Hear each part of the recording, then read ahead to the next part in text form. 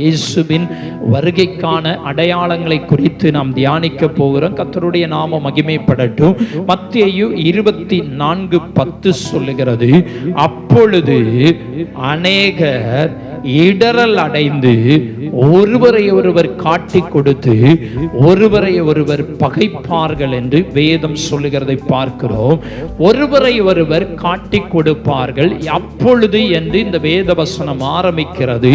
எப்பொழுது என்று சொன்னால் முந்தின வசனத்திலே நமக்கு தெரியும், அப்பொழுது உங்களை உபத்திரவங்களுக்கு ஒப்பு கொடுத்து உங்களை கொலை செய்வார்கள். இந்த கடைசி நாட்களிலே கிறிஸ்தவர்கள் கொலை செய்யப்படுகிற ஒரு காலத்துல நம்ம என்ன செஞ்சுக்கிட்டு இருக்கோம், வாழ்ந்து கொண்டிருக்கிறோம். கண்மை சம்பவம் நைஜீரியா தேசத்திலே, அந்த தேசத்திலே இருந்த கிறிஸ்தவ எதிர்ப்பாளர்கள், சுவிசேஷ எதிர்ப்பாளர்கள் என்ன பண்ணாங்கன்னா, அநேக கிறிஸ்தவர்களை சுட்டு கொலை செய்தார்கள். அநேக கிறிஸ்தவர்களை கொலை செய்தார்கள்.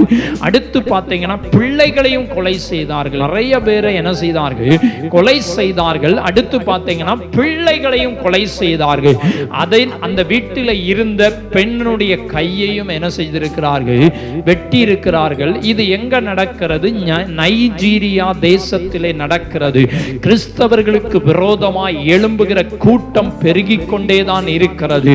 இதை பார்க்கிற போது இது கடைசி காலம், இயேசுவின் வருகை சமீபம் என்பதை இது நமக்கு உணர்த்தி கொண்டிருக்கிறது. வேதம் சொல்லுகிறது, அப்பொழுது உங்களை உபத்திரவங்களுக்கு ஒப்பு கொடுத்து உங்களை கொலை செய்வார்கள். இது நடக்குதா இல்லையான்னு பார்த்தா நடக்கிறது. எத்தனையோ பேர் இன்றைக்கு இந்திய தேசத்திலே கூட சிறைச்சாலையிலே ஊழியர்கள் இருக்கிறார்கள், கிறிஸ்தவர்கள் இருக்கிறார்கள். உபத்திரவம் நெருக்கம் இருக்கிறது. அநேக சபைகள் உடைக்கப்படுகிறது, அநேக ஊழியர்கள் தாக்கப்படுகிறார்கள். அநேக சம்பவங்கள் இந்திய தேசத்திலேயும் நடந்து கொண்டுதான் இருக்கிறது, வெளிநாட்டிலேயும் நடந்து கொண்டுதான் இருக்கிறது. அடுத்து உங்களை கொலை செய்வார்கள், என் நாமத்தின் நிமித்தம் சகல ஜனங்களாலும் என்ன செய்வீர்கள், பகைக்கப்படுவீர்கள். பகைக்கப்படுகிற ஒரு உலகத்துல தான் நம்ம வாழ்ந்து கொண்டிருக்கிறோம். அதனால நம்ம எதுக்குமே கவலைப்பட வேண்டாம். இயேசு ஏற்கனவே என்ன செஞ்சிட்டாரு, சொல்லிட்டார். 2000 ஆண்டுகளுக்கு முன்பதாகவே எழுதப்பட்டு விட்டது. ஏனென்று சொன்னால் இயேசு வரும்போது இதெல்லாம் நடக்கும் என்று அவர் சொல்லிவிட்டு போய்விட்டார். அதனால நம்ம எதை குறித்தும் பயப்பட வேண்டாம், எதை குறித்தும் கலங்க வேண்டாம். உபத்திரவங்கள் வரும், கொலை செய்யக்கூடிய அனுபவங்கள் தேசங்களில் ஆங்காங்கே என்ன செய்யும், நடக்கிறதை நம்மால் அறிந்து கொள்ள முடியும். இதற்கு முன்பதாகவே கிறிஸ்துவின் நாமத்தின் நிமித்தம் நமக்கு தெரியும், கிரகாம் ஸ்டெயின் என்கிறதான ஒரு மனிதர், அதாவது ஆஸ்திரேலியா தேசத்திலிருந்து வந்து தொழு நோயாளிகளுக்காக ஊழியம் செய்யும்படியாய் வந்து நல்ல ஊழியம் செய்த மனிதரை, அவரையும் அவருடைய பிள்ளைகளையும் ஜீப்பில் தூங்கி கொண்டிருக்கும் போது ஒடிசான்னு நினைக்கிறேன், அங்க வைத்து ஒடிசாவில் அந்த வட மாநிலத்தில் என்ன பண்ணாங்க, அவரை உயிரோடு எரித்து என்ன செய்தார்கள், கொலை செய்தார்கள். கிறிஸ்துவின் நாமத்தின் நிமித்தம் வெளிநாட்டிலிருந்து வந்து இந்தியாவிலே ஊழியம் செய்தவர்கள் அன்றைக்கே கொலை செய்யப்பட்டார்கள். இன்றைக்கு உலகத்தில் இது போன்ற பரவலான உபத்திரவங்கள் உலகமெங்கிலும் தேவ பிள்ளைகளுக்கு அது நடந்து கொண்டே இருக்கிறது. இதையெல்லாம் பார்க்கிற போது இது நம்மை பயமுறுத்துவதற்காக சொல்லவில்லை, பயப்படுவதற்காக அல்ல. இது கடைசி காலம். இயேசு சீக்கிரமாய் இந்த உலகத்துக்கு வரப்போகிறார் என்பதை இது உணர்த்தி கொண்டே இருக்கிறது. அப்ப நம்ம செய்ய வேண்டியது என்ன? ஒன்று, அவர்களுக்காக நம்ம ஜெபிக்கணும். மற்றொன்று, நம்ம அவருடைய வருகைக்கு நேராய் ஆயத்தமாகணும். இன்னும் நாம் அசதியா, இன்னும் நிர்விசாரமா, ஏனோ தானவென்று ஏதோ நினைச்சா வர்றோம், நினைச்சா போறோம், அப்படியெல்லாம் நம்முடைய வாழ்க்கை இருக்கக்கூடாது. காலம் கடைசி காலமாய் இருக்கிறது. அவருடைய வருகைக்கு நேராய் சபை ஆயத்தமாகணும். மணவாளன் கர்த்தர் இயேசு அவர் வரப்போகிறார். மணவாட்டியாகிய நம்ம எல்லாரும் அவரை சந்திப்பதற்கு ஆயத்தமாகணும்னு வேதம் சொல்லுகிறது. அப்போ இந்த வருகையின் கடைசி நாட்கள்ல 9ஆம் வசனம் சொல்லுகிறது, கொலை செய்வாங்க, உபத்திரவத்துக்கு ஒப்பு கொடுப்பாங்க, பகைக்கப்படுவீர்கள். அப்போ என்ன நடக்கும்னா, அநேகர் என்ன பண்ணிடுவாங்களா, இடர்ல அடைந்து ஒருவரை ஒருவர் காட்டி கொடுத்து ஒருவரை ஒருவர் என்ன செய்வாங்க, பகைப்பார்கள். அப்போ இந்த கடைசி காலம் எப்படிப்பட்ட காலம் என்று சொன்னால், இடர்ல அடையக்கூடிய காலம். காட்டி கொடுக்கிற காலம், பகைக்கிற காலம் என்பதை நம்ம என்ன செய்யணும்? அறிந்து கொள்ளணும். இது உலகத்தில் சராசரியாய் நடந்து கொண்டே இருக்கிறது. சுவிசேஷத்தை அறிவிக்க போனா பகைக்கிறார்கள், சுவிசேஷத்தை சொல்ல போனால் அங்கு என்ன செய்கிறது? பகைக்கப்படுகிற ஒரு அனுபவம் என்ன செய்கிறது? வருகிறது. அன்றைக்கு ஒரு சகோதரி என்னிடத்துல சொன்னாங்க, நான் ட்ராக்ஸ் கொடுக்கும்படியாய் கடந்து போனோம் பாஸ்டர். போகும்போது ஒரு சின்ன பிள்ளைக்கு ட்ராக்ஸ் கொடுத்தோம். அந்த பிள்ளை சொல்லிச்சான், நாங்கள் இந்து, எங்களுக்கு வேண்டாம்னு என்ன செய்தான் சொல்லிச்சான். அப்போ எந்த அளவில் இன்றைக்கு உலகம் போய்கொண்டிருக்கிறது, எந்த அளவில் தேசம் போய்கொண்டிருக்கிறது. ஆனால் வேதம் நமக்கு சொல்லுகிறது, காட்டி கொடுக்கிற பகைக்கிற ஒரு கடைசி காலத்திலே நம்ம வாழ்ந்து கொண்டிருக்கிறோம் என்பதை நாம் அறிந்து கொள்ள வேண்டும். மீகா 7:5-6 சொல்லுகிறது. அங்கே நம்ம பார்க்கிறோம் 10ஆம் வசனத்துல வேதம் சொல்லுகிறது, உபத்திரவங்களுக்கு ஒப்பு கொடுப்பார்கள். அடுத்து நீங்க 10ஆம் வசனம் சொல்லுகிறது, அநேகர் இடரல் அடைவார்கள், பகைப்பார்கள், காட்டி கொடுப்பார்கள் என்று வேதம் சொல்லுகிறது. இங்கே 5ஆம் வசனம் சொல்லுகிறது, சிநேகிதனை விசுவாசிக்க வேண்டாம், வழிகாட்டியை நம்ப வேண்டாம், உன் மடியிலே படுத்துக் கொள்ளுகிறவர்களுக்கு முன்பாக உன் வாயை திறவாமல் எச்சரிக்கையாயிரு என்று சொல்லப்படுகிறது. இது எதை குறிக்கிறதுனா, இந்த கடைசி நாட்களை யாரையுமே என்ன செய்ய முடியாது? நம்ப முடியாது. நம்பவும் என்ன செய்யாதான்? கூடாது. வேதம் சொல்லுகிறது, கர்த்தரை மட்டும்தான் நம்ம என்ன செய்யணும்? நம்பணும். வேதத்திலே நம்ம பார்க்கிறோம், கர்த்தரையே தன் நம்பிக்கையாக கொண்டிருக்கிற மனுஷன் பாக்கியவான் என்று வேதம் சொல்லுகிறது. 6ஆம் வசனம் சொல்லுகிறது, மகன் தகப்பனை கனவீனப்படுத்துகிற அந்த கடைசி நாட்களிலே இதையெல்லாம் என்ன செய்யும்? நடக்கும். மகன் தகப்பனை கனவீனப்படுத்துகிற காலத்தில் வாழ்ந்து கொண்டிருக்கிறோம், மதிக்காத காலத்தில் வாழ்ந்து கொண்டிருக்கிறோம். அடுத்து மகள் தன் தாய்க்கு விரோதமாய், மகன் தகப்பனுக்கு விரோதமாகவும் மகள் தாய்க்கு விரோதமாகவும். ஏன் என்று சொன்னால் அங்கு வேதம் சொல்லுகிறது, பகைப்பார்கள் என்று வேதம் சொல்லுகிறது. அப்போ விரோதமாகவும் எழும்புவார்கள். மனிதனுடைய சத்துருக்கள் அவன் வீட்டார் தானே என்று என்ன செய்து சொல்லுகிறது. நீங்க சில குடும்பமாய் ரட்சிக்கப்படாத குடும்பங்கள்ல கூட பார்த்தீங்கன்னு சொன்னா, இன்றைக்கு கிறிஸ்துவை ஆராதிக்கிற பிள்ளைகளுக்கு உபத்திரவம் என்ன செய்து இருக்கிறது, பகைக்கப்படுகிற அனுபவம் என்ன செய்து இருக்கிறது, வெறுக்கப்படுகிற அனுபவம் இருக்கிறது, ஒதுக்கப்படுகிற அனுபவம் என்ன செய்து இருக்கிறது. ஆனால் அதற்கு கீழே உள்ள வசனம் சொல்லுகிறது, நானோவென்றால் கர்த்தரை நோக்கி கொண்டு என் ரட்சிப்பின் தேவனுக்கு காத்திருப்பேன், என் தேவன் என்னை கேட்டருவாள். யார் பகைத்தாலும், யார் வெறுத்தாலும், யார் ஒதுக்கினாலும், யார் வேண்டாம் என்று நம்மை தள்ளினாலும் நம்ம கர்த்தரையே நோக்கி கொண்டு இருக்க வேண்டும். அல்லேலூயா. கர்த்தரையே சார்ந்து கொள்ள வேண்டும். மனிதனை சார்ந்து கொள்ளுகிற காலம் இது அல்ல. கடைசி காலத்தில் நம்ம சார்ந்து கொள்ள வேண்டிய காலம் கர்த்தர் மட்டும்தான். யாரையுமே நம்பக்கூடாதான், எந்த மனிதனையும் நம்பக்கூடாது. கணவனையோ மனைவியோ பிள்ளைகளையோ பெற்றோரை. இன்னைக்கு இதெல்லாம் உலகத்தில் நடக்கலாம். இன்னைக்கு பிள்ளைகள், அன்னைக்கு ஒரு வீடியோ பார்க்கிற போது கணவன் மனைவிக்கு பிரச்சனையில என்ன பண்ணிட்டாங்கன்னு சொன்னா, ஒரு கை குழந்தையும் இருக்கு. இந்த பிள்ளை என்ன பண்ணிருச்சு, அந்த கை குழந்தைய ஒரு கோயில் முன்னாடி போட்டு அவன் போன மாதிரி இந்த பிள்ளையும் என்ன செஞ்சிருச்சு, போயிருச்சு. கடைசி போலீஸ்காரங்க வந்து அந்த பிள்ளைக்கு, ஒரு பெண் போலீஸ் தாய்ப்பால், அந்த பாலை என்ன செய்து அந்த பிள்ளைக்கு கொடுத்து அந்த பிள்ளையை காப்பாற்றினார்கள் என்பதாக ஒரு வீடியோவை என்ன செய்த பார்த்தேன். ஏன்னா இன்னைக்கு உலகம் அப்படிதான் இருக்கிறது. இன்னைக்கு எந்த அளவில் போய்கொண்டிருக்கிறது, பகைக்கிற வெறுக்கிற உலகம். கணவனும் மனைவியும் என்ன செய்யறாங்க, பிள்ளைய போட்டுட்டு போயிருந்தாங்க. கணவன் மனைவியில சண்டையில கணவன் போயிருந்தான். கணவன் போனோடனே நான் என்ன செய்யணும், அந்த மனைவி பிள்ளைய போட்டுட்டு என்ன செய்யிருச்சு, அது போயிருச்சு. இந்த பிள்ளை என்ன செய்யும்? இதுதான் இன்றைக்கு உலகம். பகைக்கிற ஒரு உலகத்துல நம்ம என்ன செஞ்சுக்கிட்டு இருக்கிறோம், வாழ்ந்து கொண்டிருக்கிறோம். தேவ பிள்ளைகள் அறிந்து கொள்ளணும், நம்ம எல்லாருமே கர்த்தரை மட்டும்தான் சார்ந்து, கர்த்தரையே நம்பி என்ன செய்யணும், இந்த உலகத்துல வாழணும். அப்படி வாழணும்னா நம்ம கவனமா என்ன செய்யணும், இருக்கணும். சில விஷயங்கள்ல நம்ம சிறு வயதில அல்லனா கர்த்தர் நமக்கு ஆசீர்வாதத்தை, செல்வங்களை, பொருட்களை, பணங்களை தரும்போது அதை நமக்காக நம்ம வைத்துக் கொள்ளாமல் இன்றைக்கு நிறைய பேர் பிள்ளைகளுக்காக செய்தது நிமித்தம் கடைசி காலத்திலே கஷ்டப்பட்டு கொண்டிருக்கிறதை நம்ம என்ன செய்ய முடியும், அறிந்து கொள்ளணும். பிள்ளைகளுக்கு செய்ய வேண்டியதை செய்யணும், ஆனால் நமக்காகவும் நம்ம என்ன செய்யணும், வைத்துக் கொள்ள கொள்ளணும். யாரையுமே இந்த உலகத்தில் என்ன செய்யக்கூடாது, நம்ப கூடாது. கர்த்தரை மட்டும்தான் என்ன செய்யணும், சார்ந்து இருக்கணும். அது ஒரு எடுத்துக்காட்டுக்காக இந்த உலக வாழ்க்கைக்காக நான் சொல்லியிருக்கிறேன்.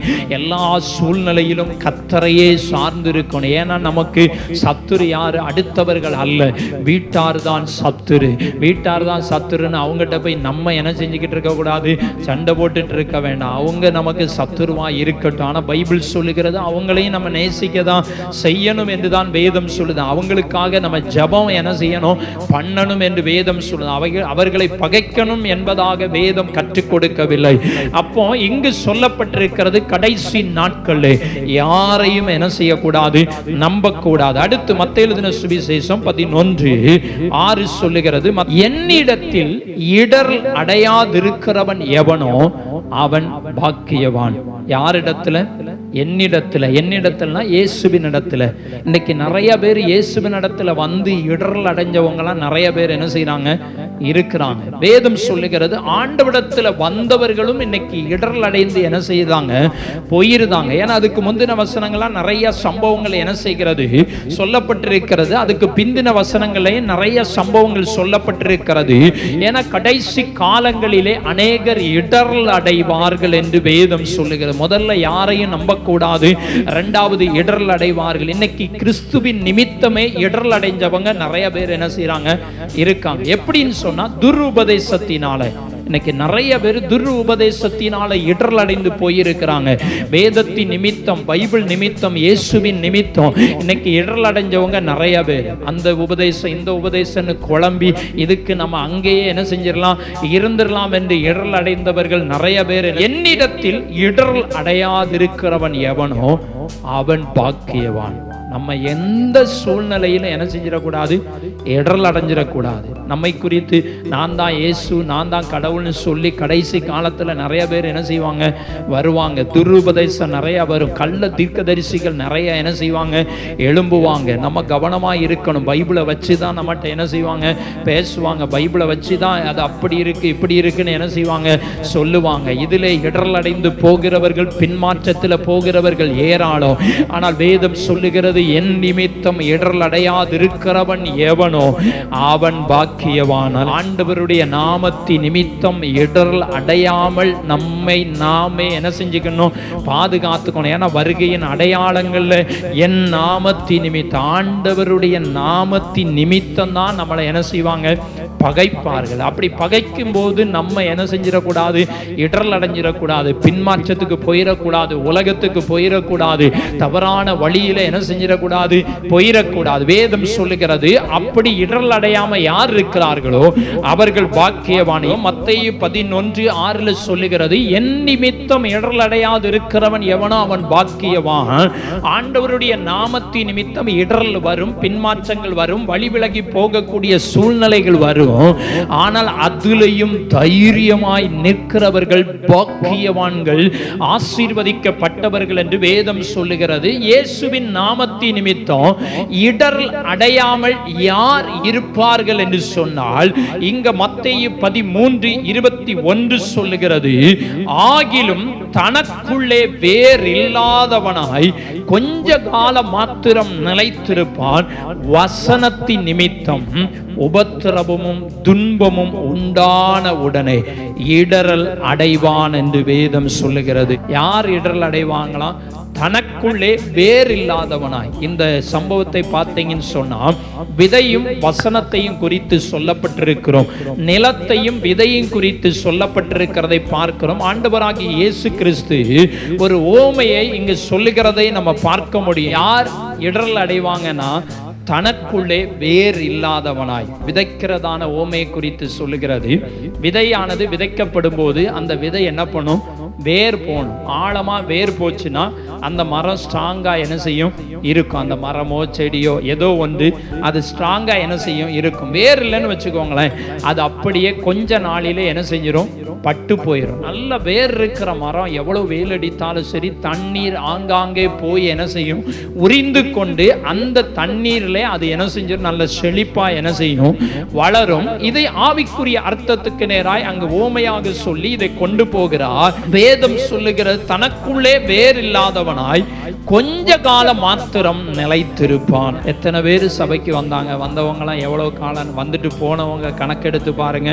கொஞ்ச காலம் தான் என்ன செஞ்சிருப்பாங்க, இருந்திருப்பாங்க. அது 1 வருஷமா இருக்கலாம், 2 வருஷமா இருக்கலாம், அல்ல 3 வருஷமா இருக்கலாம். கொஞ்ச காலம் தான் என்ன செஞ்சிருப்பாங்க, வந்துட்டு போனவங்களை பார்த்தீங்கன்னா இருந்திருப்பாங்க. ஏன் அப்படின்னா, வசனத்தின் நிமித்தம் உபத்திரவமும் துன்பமும் உண்டான உடனே என்ன செஞ்சிருவாங்க, இடரல் அடைஞ்சிருவாங்க. இன்னைக்கு நிறைய பேர் வசனத்தின் நிமித்தம் துன்பம் வரும்.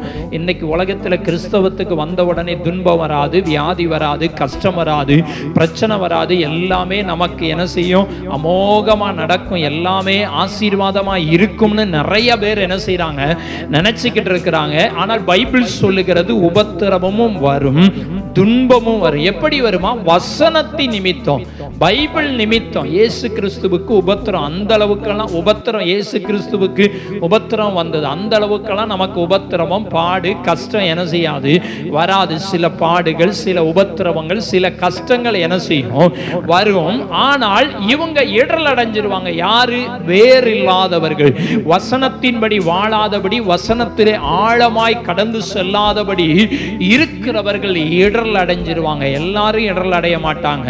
என் நிமித்தம் இடரல் அடையாது இருக்கிறவன் எவனோ அவன் என்ன செய்து பாக்கியவான்.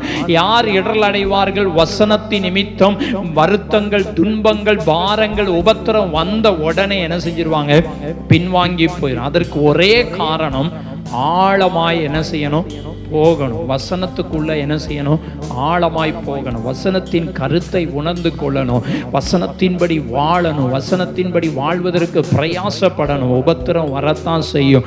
பைபிள் சொல்லுகிறது, உலகத்தில் உங்களுக்கு உபத்திரவம் உண்டு, ஆனாலும் என்ன செய்யுங்க, திடன் கொள்ளுங்க. வசனத்தின் நிமித்தம் தான் உபத்திரம் வரும், கஷ்டம் வரும், பாடுகள் வரும். ஆனால் நம்ம என்ன செஞ்சிடக்கூடாது, இடரல் அடைந்து விடக்கூடாது. அப்போ இவர்கள் இடரல் அடைவார்கள். துன்பங்களிலே இடரை போகிறவர்கள் உண்டு, உபத்திரவத்திலே இடரை போகிறவர்கள் உண்டு, கஷ்டங்களிலே பின்வாங்கி போகிறவர்கள் உண்டு, சத்தியத்தின்படி நிற்க முடியாமல் பின்வாங்கி போகிறவர்கள் உண்டு. ஆனால் நாம் எந்த சூழ்நிலையிலும், இதை கேட்கிறதான தேவ பிள்ளைகள் எந்த சூழ்நிலையிலும் வருகை வரைக்கும் நம்ம இடரல் அடைந்து விடவே கூடாது என்று வேதம் சொல்லு. ஆனால் இடரல் வருவது உண்மைதான், உபத்திரவம் வருவது உண்மைதான், பின்மாற்றமான அனுபவங்கள், அதற்கு நேராய் சத்துருவானவன் நம்மை கொண்டு போவது உண்மை. ஆனால் நம்ம இடரல் அடையாமல் நம்மை பாதுகாத்து கொள்ளணும். ஆழமாய் கிறிஸ்துவுக்குள்ளாய், வசனத்துக்குள்ளாய் நம்முடைய வேர் கடந்து போகும் என்று சொன்னார். எவ்வளவுதான் உபத்திரம் வந்தாலும் நம்மை ஒன்றும் என்ன செய்யாது, மேற்கொள்ளாது என்று வேதம் சொல்லுகிறது. உங்களுக்குள்ளே வேறு. அதே போலதான், அதே வசனத்தை அதே ஓமையாகத்தான் இங்க ஆண்டவர் சொல்லுகிறார். ரெண்டுமே எல்லாமே ஒரே வசனத்தை தான் குறிக்கிறது. மார்க் 4:17 சொல்லுகிறது, தங்களுக்குள்ளே வேர் கொள்ளாதபடியால் கொஞ்ச காலம் மாத்திரம் என்ன செய்யறாங்க, நிலைத்திருக்கிறார்கள். வசனத்தின் நிமித்தம் உபத்திரமும் துன்பமும் உண்டான உடனே இடரல் அடைகிறார்கள். இவர்கள் யாராம், கற்பாறை நிலத்தில் விதைக்கப்பட்டவர்கள். இடரல் அடைகிறாங்க. கற்பாறை நிலம், கற்பாறை. இப்ப விதைக்கிறோம், நம்ம இடத்துக்கிட்ட ஒரு பாறையும் இருக்குன்னு வச்சுக்கோங்களேன், நல்ல நிலம் இருக்கு, பாறையும் இருக்கு, விதைக்கிறோம். விதைக்கும் போது சில விதை என்ன பண்ணிரும், அந்த பாறை உள்ள இடத்துல அல்லனா கல் உள்ள இடத்துல என்ன செஞ்சிரும், விழுந்துரும். அதுல கொஞ்சம் கொஞ்சம் மண்ணு ஒட்டிக்கிட்டு இருக்கும். அந்த மண்ணிலே அது என்ன செஞ்சிரும், அந்த விதை முளைச்சிரும். ஆனா வேர் விடுவதற்கு அதற்கான வழி என்ன செய்யாது, இருக்காது. பாறைக்குள்ள எப்படி வேர் போகும், போகாது. மண்ணுக்குள்ளதான், நல்ல நிலத்துல விழுந்த இடத்துல தான் அதனுடைய வேர் என்ன செய்யும், விவசாயம் செய்கிறவர்களுக்கு தெரியும். நல்ல நிலத்துல தான் அதனுடைய வேர் நல்ல ஆழமா என்ன செய்யும், போகும். பாறையில விழுந்தா அதுக்கு என்ன செய்யாது, வேர் போகாது. இது எதை குறிக்கிறது என்று சொன்னால், அவங்க வசனத்தின் நிமித்தம் உபத்திரவம் துன்பம் வந்த உடனே இவங்க ஆழமான அனுபவத்துக்குள்ள போகாததினால, கர்த்தருக்குள்ள ஆழமான அனுபவத்துக்குள்ள போக முடியாது முடியாததினால இவங்க என்ன செஞ்சிருவாங்களாம், இடர்ல அடைஞ்சிருவாங்க. இவங்க யாராம், கற்பாறை நிலத்தில் விதைக்கப்பட்டவர்கள். தெய்வ பிள்ளைகள் நன்றாய் அறிந்து கொள்ளணும், நம்ம எந்த நிலத்தில் விதைக்கப்பட்டவர்களாய் இருக்கிறோம். உபத்திரம் வந்த உடனே சோர்ந்து போகிறோமா, பிரச்சனை வந்த உடனே பின்வாங்கி போகிறோமா, பாடுகள் வந்த உடனே நம்ம விலகி போகிறோமா என்பதை அறிந்து கொள்ளணும். ஒரு நாளும் ஒருபோதும் உபத்திரவம், கஷ்டம், பாடுகள், வேதனைகள் எந்த சூழ்நிலையில் நமக்கு வந்தாலும் ஒரு நாளும் நம்ம என்ன செஞ்சிடக்கூடாது, இடர்ல அடைஞ்சு விலகி போயிருக்கணும். ஆண்டவரை தேடி என்ன, ஆண்டவர் ஆராதிச்சு என்ன, எனக்கு ஒண்ணுமே நடக்கல, எது நடந்தாலும் நடக்காட்டனாலும் பரவாயில்ல, உங்களுக்கும் எனக்கும் ஆண்டவர் பரலோகத்தை என்ன செஞ்சிருக்கிறாரு, வைத்திருக்கிறார். அல்லேலூயா, அல்லேலூயா. பரலோகத்தை ஆண்டவர் என்ன செஞ்சிருக்கிறாரு, வச்சிருக்கிறார். இந்த உலகம் உபத்திரவம் நிறைந்த உலகம்தான், பாடுகள் நிறைந்த உலகம்தான், கஷ்டங்கள் நிறைந்த உலகம்தான், நம்மை பகைக்கிற உலகம்தான், நம்மை காட்டி கொடுக்கிற உலகம்தான், நம்மை வெறுக்கிற உலகம்தான். ஆனா நம்ம என்ன செய்யக்கூடாது, சோர்ந்து போயிடக்கூடாது. நம்ம வேர் கொண்ட தேவ பிள்ளைகளா என்ன செய்யணும், இருக்கணும். கொஞ்ச காலம் மாத்திரம் ஆண்டவரை தேடிட்டு அநேகர் என்ன செஞ்சிருவாங்க, விட்டுட்டு போயிருவாங்க. அதற்கு காரணம் வேர் இல்லை, ஆழமாய் அனுபவத்துக்குள்ள அவங்க கடந்து செல்லல, சத்தியத்துக்கு நேராய் கடந்து செல்லாததினாலதான் அவங்க என்ன செஞ்சிருந்தாங்க, விலகி போகிறாங்க. அதை மார்க் 13:12 சொல்லுகிறது. இங்கு நம்ம பார்க்கிறோம், கடைசி காலத்திலே இயேசு கிறிஸ்துவின் வருகையின் கடைசி நாட்களே அநேகர் இடர்ல அடைவார்கள் என்பதை குறித்து நம்ம பார்த்தோம். ஏன் இடர்ல அடைகிறார்கள்? வசனத்தின்படி வாழ முடியாமல், ஆழமாய் வசனத்துக்குள்ளாய் கடந்து போகாமல், உபத்திரவம், கஷ்டம், பாடு வந்தவனை இடர்ல அடைந்து விடுகிறார்கள் என்பதை குறித்து பார்த்தோம். அடுத்து இங்க மார்க் 13:12 சொல்லுகிறது, இந்த கடைசி நாட்களிலே என்ன நடக்கும் என்று சொன்னா, சகோதரன் சகோதரனையும் தகப்பன் பிள்ளையையும் மரணத்துக்கு என்ன செஞ்சிருவாங்களாம், ஒப்பு கொடுத்துருவார்கள். நான் ஏற்கனவே சொன்னது போல அந்த வீடியோவில் என்ன நடக்கு, பிள்ளைய போட்டுட்டு போயிருந்தாங்க. பிள்ளை இன்னைக்கு அது என்ன செய்யும், நாயோ ஏதோ போச்சு கடிச்சது, அல்லனா அது அப்படியே கொஞ்ச நேரத்தில் ஏதோ ஒரு விதத்தில் என்ன செஞ்சிருது, பாதிக்கப்பட்டதுன்னா அந்த பிள்ளை என்ன செஞ்சிடும், செத்து போயிடும். நிறைய பிள்ளைகளை என்ன பண்ணியிருக்கிறாங்கன்னு சொன்னா, பெற்றோர்கள் என்ன பண்ணியிருக்கிறாங்க அப்படின்னு பார்த்தீங்கன்னா, பெத்து தவறான முறையில் பெற்றெடுத்து ரயில்வே டிராக்ல வீசிட்டு போனவர்கள்லாம் என்ன செய்யறாங்க, இருக்கிறாங்க. முள்புதரில் வீசிட்டு போனவங்களாம் இருக்கிறாங்க. இது கடைசி காலம். எத்தனை பேர் பெற்றோரை பிள்ளைகளை தெருவில் விட்டுட்டு போனதெல்லாம் நம்ம என்ன செய்கிறோம், அறிந்திருக்கிறோம். கடைசி காலத்திலே சகோதரன் சகோதரனையும் தகப்பன் பிள்ளையும் மரணத்துக்கு என்ன செஞ்சிருவாங்களாம், ஒப்பு கொடுத்துருவாங்க. இவன் செத்து போனா போட்டும், இவன் ஒளிஞ்சு போனா போட்டும் அப்படின்னு சொல்லுகிற கூட்டம் தான் இந்த கடைசி காலத்தில் இருக்கிற ஜனங்கள். சகோதரனை பகைத்து விடுவார்கள், பிள்ளைகள் பெற்றோரை பகைத்து விடுவார்கள், பெற்றோர்கள் பிள்ளைகளை பகைத்து விடுவார்கள். வேதம் சொல்லுகிறது, பெற்றாருக்கு விரோதமாய் பிள்ளைகள் எழும்பி அவர்களை என்ன செய்வார்களாம், கொலை செய்வார்கள். இந்த கடைசி காலம் இதெல்லாம் உலகத்தில் நடக்கான்னு பார்த்தீங்கன்னா நடக்கு. இது தகப்பன் பிள்ளையை கொலை செய்கிறான், பிள்ளை தகப்பனை என்ன செய்யுது, கொலை செய்கிறது. சகோதரன் சகோதரிகள் ஒருவரை ஒருவர் என்ன செய்யறாங்க, கொலை செய்து கொள்ளுகிறார்கள். இப்படிப்பட்ட கடைசி காலத்தில் இருக்கிறோம்.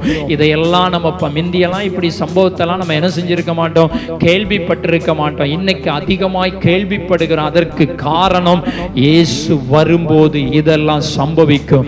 இதையெல்லாம் பார்க்கிற தெய்வ பிள்ளைகள் நாம் நன்றாய் அறிந்து கொள்ள வேண்டும்.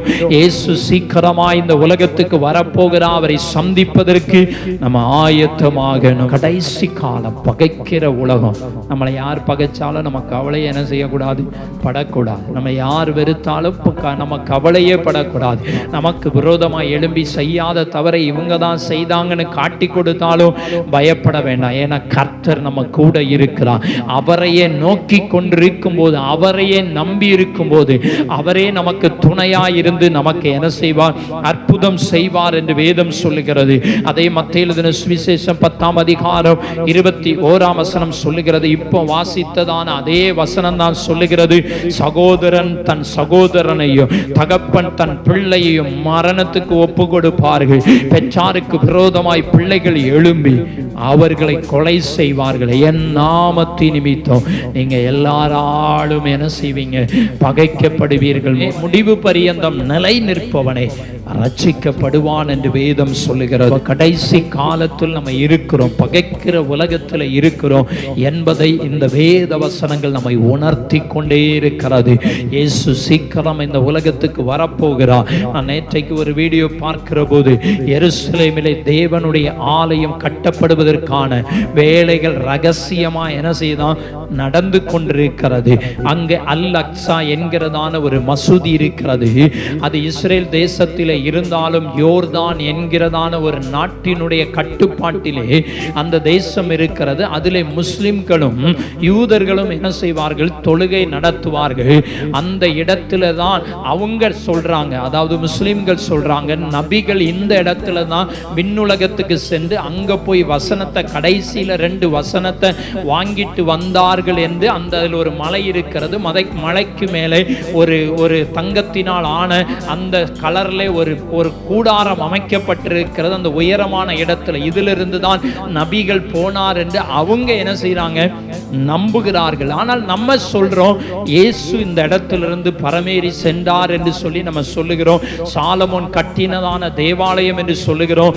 இப்போ இருக்கிற அந்த அல் அக்ஸா மசூதியை இஸ்ரவேலர்கள் யூதர்கள் ஆராய்ச்சி செய்து அந்த கட்டடத்தை எப்படி ஆயினு என்ன செஞ்சிடணும், தானாகவே இடிய வச்சுட்டு அதுல புதிய தேவாலயத்தை கட்டலாம் என்கிற முயற்சியிலே இன்றைக்கு என்ன செய்கிறார்களாம், ஈடுபட்டு கொண்டிருக்கிறார்கள். அதில் ஆராய்ச்சி செய்கிறார்கள். தொல்பொருள் ஆராய்ச்சி என்று சொல்லி செய்து அது கிறிஸ்தவ யூதர்களுக்குரியது அல்லாட்டா இஸ்ரவேலருக்கு உரியது என்று சொல்லி அவங்க அதை உறுதிப்படுத்துவதற்காக ஆராய்ச்சி பண்ணி கொண்டிருக்கிறார்கள்.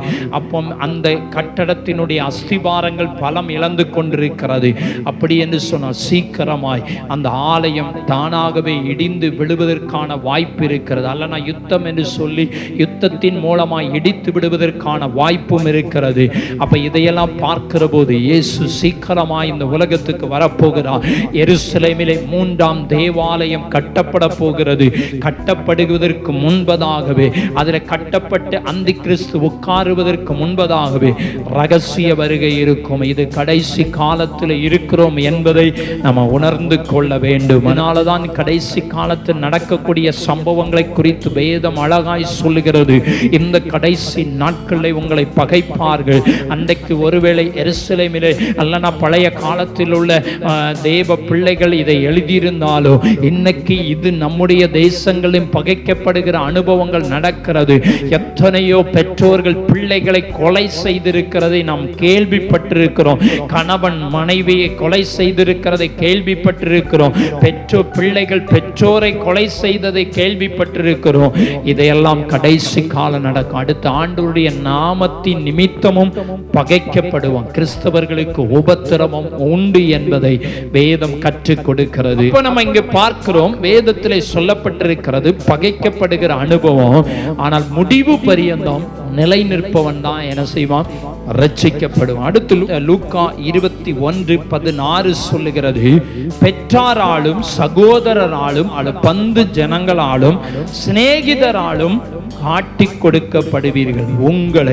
உங்களில் சிலரை கொலை செய்வார்கள். என் நாமத்தின் நிமித்தம் எல்லாராலும் என்ன செய்வீர்கள், பகைக்கப்படுவீர்கள். 18ஆம் வசனம் சொல்லுகிறது, ஆகிலும் உங்கள் தலைமயிரில் ஒன்றாகிலும் என்ன செய்யாதான், அழியாது. நம்ம எல்லாரும் அழியாதவர்கள் என்பதை முதல்ல நன்றாய் அறிந்து கொள்ள வேண்டும்.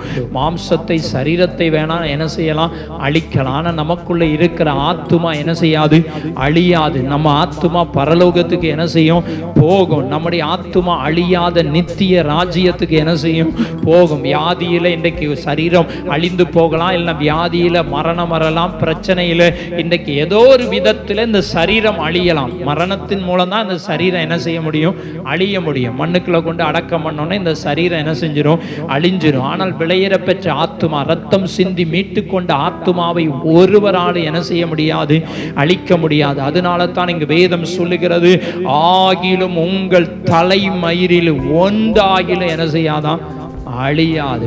ஒன்னையும் என்ன செய்ய முடியாது, பண்ண முடியும். நம்மை பகைக்கலாம், வெறுக்கலாம். யாரெல்லாம் நம்மளை பகைப்பாங்க அப்படின்னா வேதம் சொல்லுகிறது, பெற்றோர்கள் நம்மை பகைப்பார்கள், சகோதரங்கள் நம்மை பகைப்பார்கள், பந்து ஜனங்கள் பந்து ஜனங்கள்னா யாருன்னு தெரியல, நம்மளை பந்தாடுவாங்களே அவங்களா அப்படின்னு தெரியல, அங்கிட்டு இங்கிட்டுமா நம்மளை அலக்களிப்பாங்களே அவங்களான்னு தெரியல.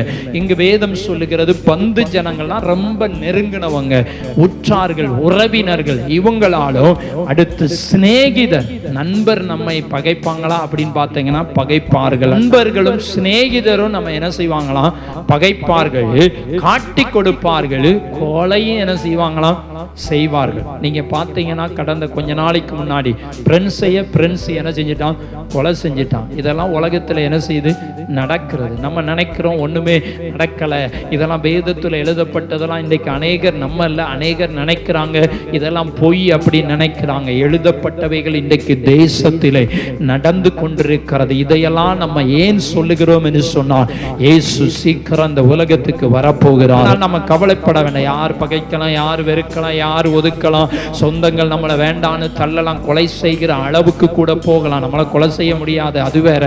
ஆனால் பைபிள் சொல்லுகிறது, ஆனால் தலைமயிரில் ஒன்றாகிலும் என்ன செய்யாது, அழியாது. அதனால நம்ம பயப்பட வேண்டாம். நம்மளை உபத்திரவங்களுக்கு ஒப்பு கொடுக்கலாம். ஆனால் ஆண்டவர் அனுமதிக்காம எதுவுமே நம்ம வாழ்க்கையில என்ன செய்யாது, நடக்காது. கடைசி காலத்தில் நம்ம கவனமாய் இருப்போம், கவனமாய் வாழணும். அவருடைய வருகைக்கு நேராய் நம்ம ஆயத்தமாகணும். அடுத்ததாக வேதம் சொல்லுகிறது, யோவான் எழுதின சுவிசேஷம் 6ஆம் அதிகாரம் 66-67.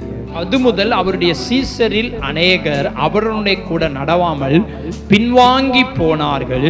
அப்பொழுது இயேசு 12 நோக்கி, நீங்களும் போய்விட மனதாய் இருக்கிறீர்களோ என்றார் என்று வேதம் சொல்லுகிறது.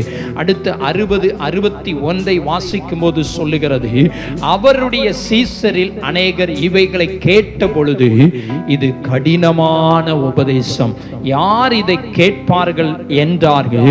சீசர்கள் அதை குறித்து முறுமுறுக்கிறார்கள் என்று இயேசு தமக்குள்ளே அறிந்து அவர்களை நோக்கி, இது உங்களுக்கு இடரலாய் இருக்கிறதோ என்றார் என்று வேதம் சொல்லுகிறது. அப்போ இங்க ஆண்டவராகிய இயேசு கிறிஸ்து சொல்லுகிறார், அவருடைய சீசரில் அது முதல், அதுக்கு முந்தின வசனங்களை வாசித்து பார்த்தீங்கன்னா பல காரியங்கள் எழுதப்பட்டிருக்கிறது.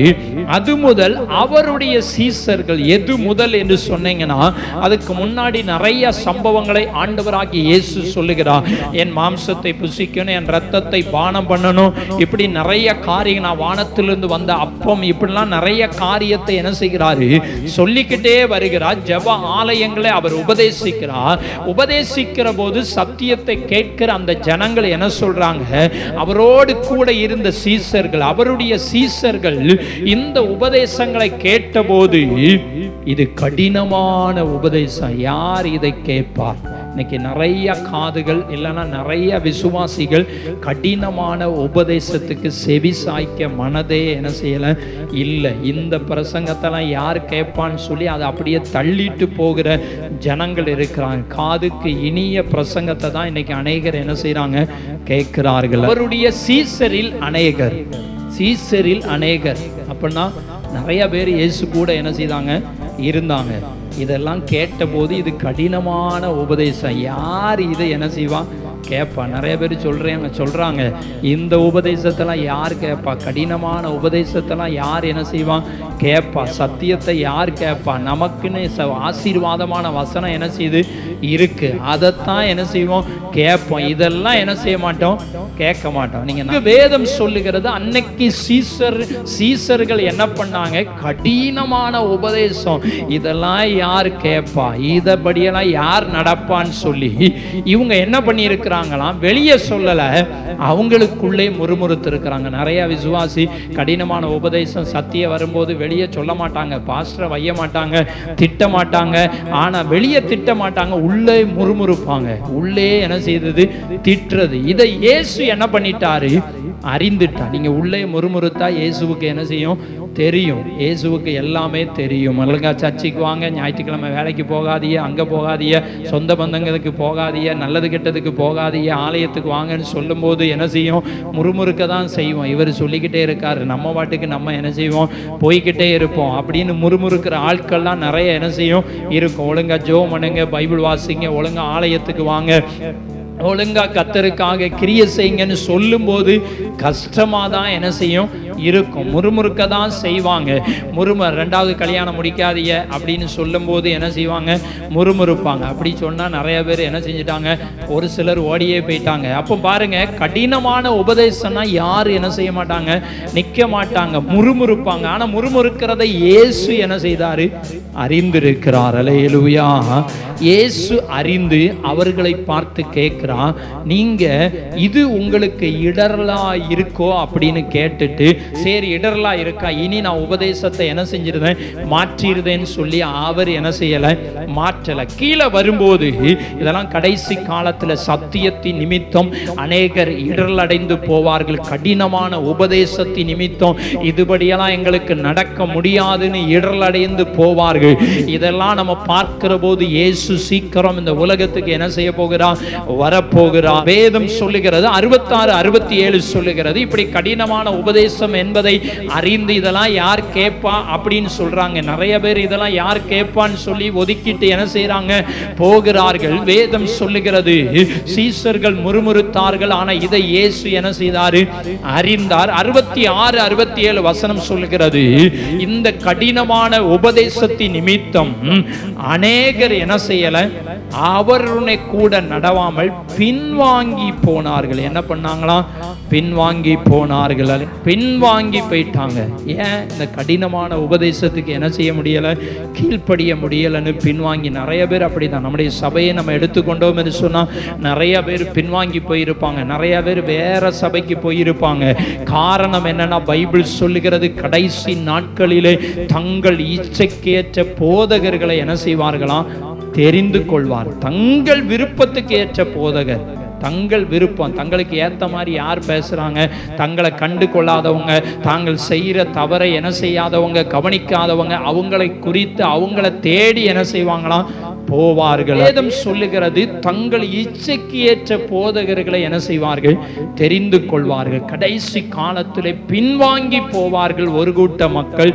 அடுத்து என்ன பண்ணுவாங்கன்னு சொன்னா, பின் நடவாமல் பின்வாங்கி போனார்கள். இங்க 66 வசனம், கடினமான உபதேசத்தின் நிமித்தம் சீசர்கள், அவரோடு கூட இருந்த சீசர்கள் அநேகர் அவர் கூட என்ன செய்யல, நடக்கல, பின்வாங்கி போனார்கள். இன்னைக்கும் நம்முடைய சபையோ இல்லைனா நம்முடைய காரியங்களை நம்ம எடுத்துக்கொண்டோம் என்று சொன்னால், ஏன் நம்ம கூட ஒரு கூட்ட மக்கள் பின்தொடர்ந்து வர முடியலைன்னா, கடினமான உபதேசம், சத்தியம், இதெல்லாம் யார் கேட்பா, இதை கேட்டு யாரெல்லாம் இங்கே என்ன செய்வா இருப்பான்னு சொல்லி பின்வாங்கி போனவர்கள் உண்டு, வேற சபைக்கு போனவர்கள் உண்டு. உடனே ஆண்டவர் அப்படி போனாங்களா, போன உடனே இயேசு சொல்லுகிறார், தம்முடைய 12 சீசர், சீசர்னா இயேசு கூட இருந்த 12 சீசரையும் குறிக்கும், அவரை பின்பற்றி வந்த மக்களையும் என்ன செய்யும், குறிக்கும். வேதம் சொல்லுகிறது, இயேசு கடைசி காலத்திலே சொல்லி போனார், நீங்கள் புறப்பட்டு போய் சகல ஜாதிகளையும் என்ன செய்யணும், சீசராக்கணும். சகல ஜாதிகளையும், எல்லாரையும் சீசராக்கணும். அப்ப எல்லாரும் விசுவாசியா இருக்கக்கூடாது, சீசர்களா இருக்கணும். சீசர்கள்னா என்ன, சுவிசேஷம் அறிவிக்கணும், ஆத்துமாக்களை என்ன செய்யணும், ஆதாயம் பண்ணணும், அவங்களுக்காக நம்ம என்ன செய்யணும், ஜெபம் பண்ணணும், ரட்சிப்புக்குள்ள வழி நடத்தணும். இது ரொம்ப முக்கியம். முதல்ல நம்ம குடும்பத்தை என்ன செய்யணும், ரட்சிப்புக்கு வழி நடத்தணும், அவங்கள சுவிசேஷம் சொல்லணும். நம்முடைய குடும்பத்தையே ரட்சிப்புக்குள்ள வழி நடத்தலைன்னா நம்ம சீசர்கள் என்ன செய்யாது, கிடையாது. சீசர்களாய் நம்ம என்ன செய்யணும், மாறணும் என்று வேதம் சொல்லுகிறது. அப்போ அவர் கூட இருந்த 12 சீசர்கள், இயேசு என்ன பண்ணார், அப்பொழுது இயேசு 12 நோக்கி, நீங்களும் போய்விட மனதாயிருக்கிறீர்களோ, நீங்களும் போகணும்னு நினைக்கிறீங்களா, இதை சொன்னீங்கன்னா அப்போ என்ன அர்த்தம், நீங்களும் போறீங்களா அப்படின்னு ஆண்டவரிடத்துல கேட்க. உடனே சீமோன் பேதுரு சொல்லுகிறார், ஆண்டவரே நாங்க எங்க போவோம், நித்திய ஜீவ வசனங்கள் உம்மிடத்தில் உண்டு, நித்திய ஜீவ வசனங்கள் உம்மட்ட தான் என்ன செய்து இருக்கிறது, நாங்க எங்கேயும் போக மாட்டோம், உங்க கூடவே இருப்போம் என்று சொன்னார்கள். ஏன்னா இன்னைக்கு உபதேசத்தின் நிமித்தம் அநேகரை என்ன செய்வாங்க, இடரல் அடைந்து பின்வாங்கி போவார்கள். ஆனால் தேவ பிள்ளைகள் நன்றாய் அறியணும், இந்த கடைசி நாட்களில் சத்தியத்துக்காய் நிற்கணும். சத்தியத்தை கேட்டதுனால பின்வாங்கி போயிடக்கூடாது. கடினமான உபதேசம் என்று அநேகர் பின்வாங்கி போகிறாங்க. இயேசு கேட்டா நீங்களும் போக மனசா இருக்கிறீர்களோ என்று கேட்டா, ஆனா அவங்க சொன்னாங்க, ஆண்டவரே நாங்க போகல, அவங்க போனவங்க போட்டோம், ஆனா நாங்க போக மாட்டோம், நாங்க உம்மை கடைசி வரைக்கும் என்ன செய்வோம், பின்பற்றுவோம், இந்த சத்தியத்துக்காக நாங்க நிற்போம் என்கிறது போல அவர்கள் சொன்னார்கள். இன்றைக்கு ஆண்டவர் கேட்கிறார், நீங்களும் இடரல் அடைந்திருக்கிறீர்களோ? ஆனால் அவர்கள் சொல்லிட்டாங்க, ஆண்டவரை நாங்க உண்மைதான் பின்பற்றி என்ன செய்வோம், நடப்போம். கடினமான உபதேசமா முறுமுறுக்காதீங்க, கடினமான சத்தியமா நீங்க முறுமுறுக்காதீங்க. அதற்கு நீங்க என்ன செய்யுங்க, கீழ்ப்படியுங்கள். கீழ்ப்படியன்னு கர்த்தர் விரும்புகிறார். கடைசியாக 2 தீமோத்தேயு 4:10, தேமா இப்பிரபஞ்சத்தின் மேல் ஆசை வைத்து என்னை விட்டு பிரிந்து தெசலோனிக்கே பட்டணத்துக்கு என்ன செய்துட்டானா, போய்விட்டான். இந்த கடைசி நாட்களே பிரிந்து போகிற ஜனங்கள் ஏராளமாய் இருப்பார்கள். நீதிமொழிகளை சொல்லுகிறது, பிரிந்து போகிறவன் தன் சுய இச்சையின்படி தன் சுய விருப்பத்தின்படி செய்ய பார்க்கிறான். ஒருத்தன் பிரிஞ்சு போறான்னு வச்சுக்கோங்களேன். இப்ப நிறைய அந்த காலத்துல கூட்டு குடும்பமா என்ன செய்வாங்க, வாழுவாங்க. ஆனா கொஞ்ச நாள்ல அந்த பிள்ளை என்ன பண்ணிடுவானா, கணவரை பிரிச்சுட்டு என்ன செஞ்சிருவான், போயிருவான், தனி குடும்பமா போயிடும். அது தவறு இல்லை. பைபிள் சொல்லுகிறது, திருமணம் ஆன உடனே தன் தகப்பனையும் தாயையும் விட்டு தன் மனைவியோட என்ன செய்வான், இசைந்திருப்பான் என்றுதான் பைபிள் சொல்லுகிறது.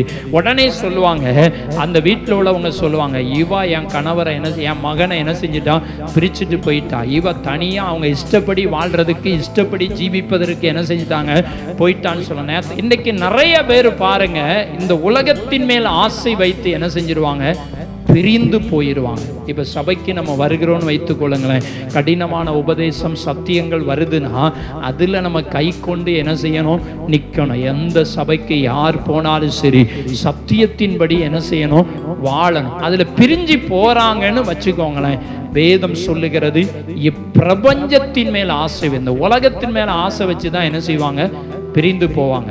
மற்றவங்க என்ன செய்ய மாட்டாங்க, பிரிந்து போக மாட்டாங்க. உலக ஆசை இல்லைன்னு வச்சுக்கோங்க, பிரிந்து போக மாட்டார்கள். வேதம் சொல்லுகிறது, தேமா இப்பிரபஞ்சத்தின் மேல் ஆசை வைத்து அவன் பிரிந்து போய்விட்டான் என்று தீமோத்தேயுக்கு அப்போஸ்தலனாகிய பவுல் எழுதும் போது என்ன செய்கிறான், சொல்லுகிறான். உலகத்தின் மேல் ஆசை வைக்கிறவர்கள் தான் பிரிந்து போவார்கள். யாரை விட்டு பிரிந்து போவாங்க, சபையை விட்டு.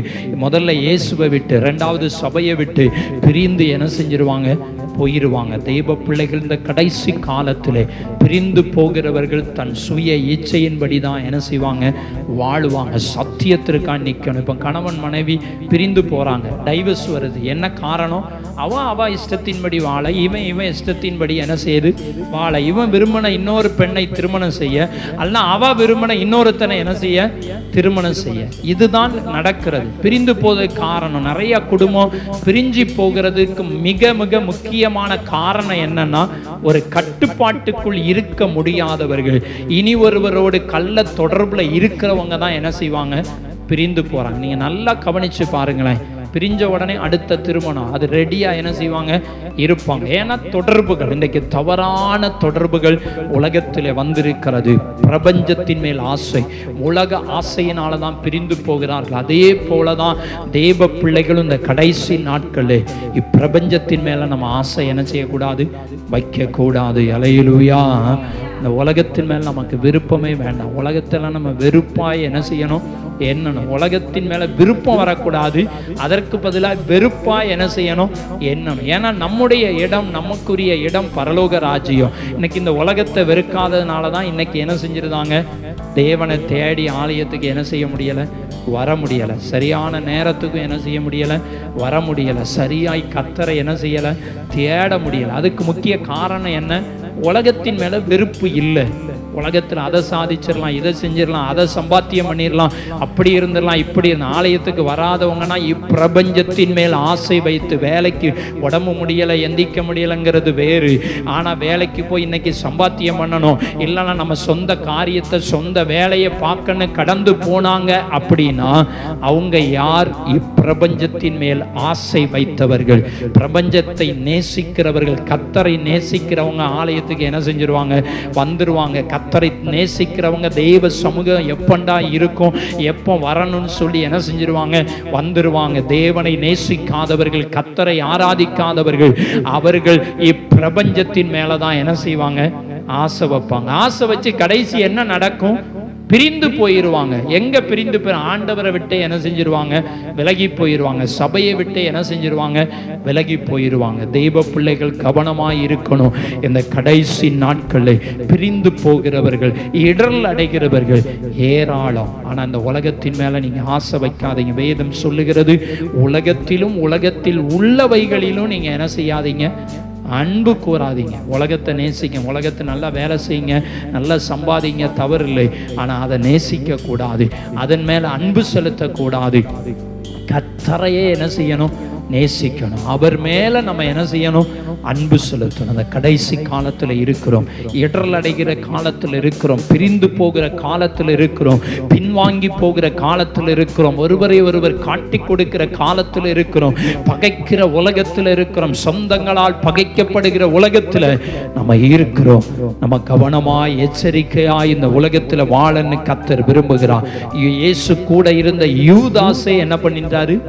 இயேசுவை காட்டி கொடுத்துட்டார். மத்தேயு 26:21-24 வரைக்கும் நீங்க வாசித்து பார்த்தீங்கன்னா, இயேசுவோட கூட 3.5 வருஷம் இருந்தவங்க, சாப்பிட்டவங்க, தூங்கினவங்க, கடைசி 30 வெள்ளிக்காசுக்காக இயேசுவையே மொத்தத்தால காட்டி கொடுத்து சிலுவையில் அறைவதற்கு அவன்தான் காட்டி கொடுத்தான் என்று வேதம் சொல்லுகிறது.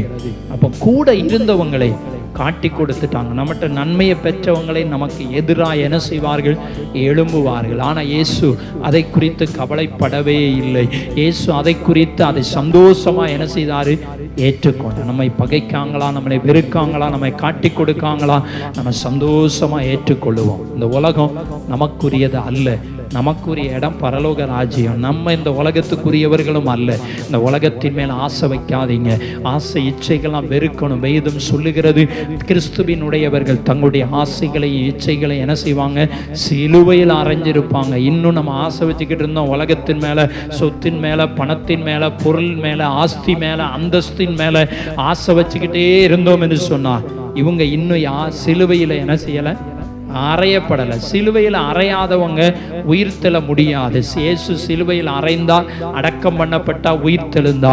உயிர்த்தெழ முடியாது, பரலோகத்துக்கென்று உயிரோட எழுப்பப்பட முடியாது. எக்கால சத்தம் தொனிக்கும் போது கிறிஸ்துவுக்குள் மரித்தவர்கள் முதலாவது உயிரோடு எழுந்திருப்பார்கள். மரிக்காதிருக்கும் நாம் மறுரூபமாக்கப்படுவோம் என்று வேதம் சொல்லுகிறது. அப்ப நம்ம உயிரோடு எழுப்பப்படணும், மறுரூபமாக்கப்படணும்னா கிறிஸ்துவின் உடையவர்களாய் நம்ம என்ன செய்யணும்? காணப்படும். உலகத்தின் காரியங்கள் எல்லாம் சிலுவையில் என்ன செஞ்சிருங்க? அரைஞ்சிருங்க. உலகத்தில் உள்ள காரியங்கள்லாம் ஒதுக்கி வச்சிருங்க. உலகத்தில் நம்ம சம்பாதிக்கணும், மறுபடியும் சொல்லுகிறேன், வேலை செய்யணும், தவறே கிடையாது. ஆனால் தேவ சமூகத்தை நம்ம நேசிக்கணும். தேவ சமூகத்தை தேட வேண்டிய நேரத்தில் பிரபஞ்சத்தில் போய் உட்கார்ந்துருந்தோம், பிரபஞ்சத்தில் போய் சம்பாதிக்கணும் போய் இருந்தோம்னா, தேவனை தேட வேண்டிய நேரத்தில் தேவனை தேடிடணும். வேலை செய்ய வேண்டிய நேரத்தில் நீங்க வேலை செஞ்சிடணும். கர்த்தருக்கு கொடுக்க வேண்டிய நேரத்தை கர்த்தருக்கு என்ன செஞ்சிடணும்? கொடுத்துடணும். அப்படி இருந்தால் மட்டும்தான் தேவனுடைய ராஜ்யத்தை சுதந்திரிக்க முடியும். கடைசி காலம் என்பதை நம்ம உணர்ந்து அவருக்கென்று உண்மையாய் வாழுவோம். கர்த்தர் நம்மை ஆசீர்வதிப்பார். வேதம் கற்றுக் கொடுக்கிறது, கடைசி நாட்களில் ஜனங்கள் எப்படிப்பட்டவர்களாய் இருப்பார்கள். கடைசி காலத்துல மனுஷங்க எப்படி இருப்பாங்களாம்?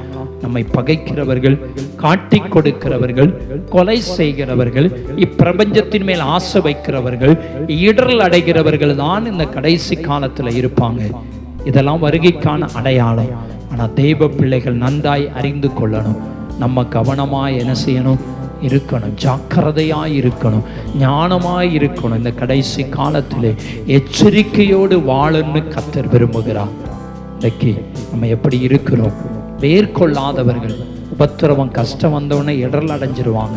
இப்பிரபஞ்சத்தின் மேல் ஆசை வச்சா அவங்க ஆண்டவரை தேட மாட்டாங்க. நீங்க நல்லா கவனிச்சு பாருங்க. உலகத்தின் மேல, உலக காரியத்தின் மேல நாட்டம் இருக்கிறவங்க, விருப்பம் இருக்கிறவங்கள நீங்க நல்லா கவனிச்சு பாருங்களேன். அவங்க ஆண்டவருக்கு முக்கியத்துவமே என்ன செய்ய மாட்டாங்க, கொடுக்க மாட்டாங்க. உலகத்தில் உள்ள காரியத்துக்கு மட்டும்தான் என்ன செய்வாங்க, முக்கியத்துவம். சம்பாதிக்கணும், சொத்து சேர்க்கணும், அதை செய்யணும், இதை செய்யணும், சேர்க்கட்டும், தவறில்லை. ஆனால் கர்த்தரை தேட வேண்டிய நேரத்தில் கர்த்தரை தேட, கர்த்தர் இல்லாமல் எல்லாம் இருந்து வேஸ்ட். வேதம் சொல்லுகிறது, மனிதன் உலகம் முழுவதையும் ஆதாயமாக்கினால் தன் ஜீவனை நஷ்டப்படுத்தினான் அவனுக்கு லாபம் என்ன? ஒண்ணு கிடையாது, சீரோ. அவனுக்கு ஒன்றுமே கிடையாது என்று வேதம் சொல்லுகிறது. தேவ பிள்ளைகள் நன்றாய் அறிந்து கொள்ளணும். எவ்வளவு சொத்து, லட்சக்கணக்கான கோடிக்கணக்கான ரூபாய் மதிப்புள்ள சொத்துக்கள் இருந்தாலும் இயேசு இல்லைன்னா அவங்க சீரோ. பிரபஞ்சத்தின் மேல் வெறுப்பு வரணும், உலகத்தின் மேல வெறுப்பு வரணும், உலக ஆஸ்திகள் மேலே, உலகத்தினுடைய காரியங்கள் மேல் வெறுப்பு வரணும். பரலோக ராஜ்யத்தை நேசிக்கணும், கர்த்தரை ஆராதிக்கணும், எல்லாம் நமக்கு தேவை. ஆனால் அதெல்லாம் நேசிக்க கூடாது. உலகத்திலும் உலகத்தில் உள்ளவைகளும் அன்பு கூறாதிருங்கள் என்று வேதம் சொல்லுகிறது. கவனமாய் ஜாக்கிரதையாய் இருப்போம்.